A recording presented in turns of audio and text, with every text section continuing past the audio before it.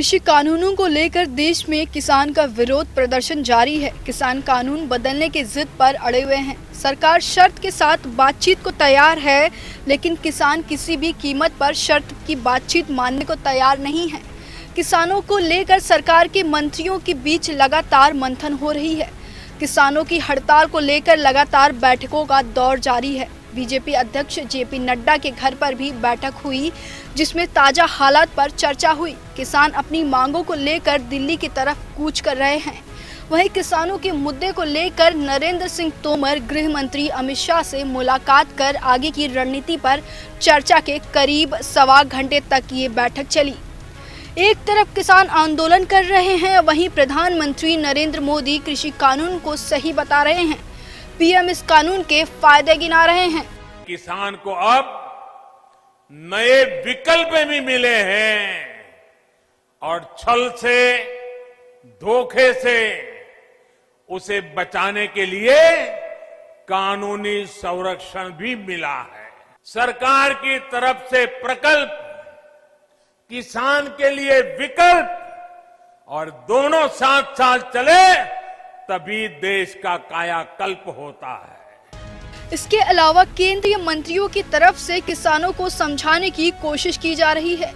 केंद्रीय मंत्री ने ट्वीट कर किसानों को भरोसा दिया है। रविशंकर प्रसाद ने कहा है कि नए कृषि कानून से कृषि उपज बाजार मंडियां यानी एपीएमसी के खत्म होने की जो बात कही जा रही है वो पूरी तरह से मिथक है और नया कानून मंडियों को समाप्त करने की बात नहीं करता है।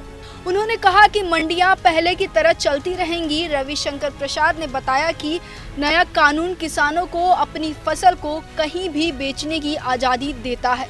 किसान चाहे अपनी फसल मंडी में बेचे या बाहर जाके, जो भी किसान को फसल का सबसे अच्छा दाम देगा वो फसल खरीदना चाहेगा, वो मंडी भी हो या मंडी के बाहर। गौरतलब है कि नए कृषि कानून के खिलाफ पंजाब से आए किसान दिल्ली के पास धरने पर बैठे हैं। कुछ किसान नेता कह रहे हैं कि नए कृषि कानून से मंडियां समाप्त हो जाएंगी।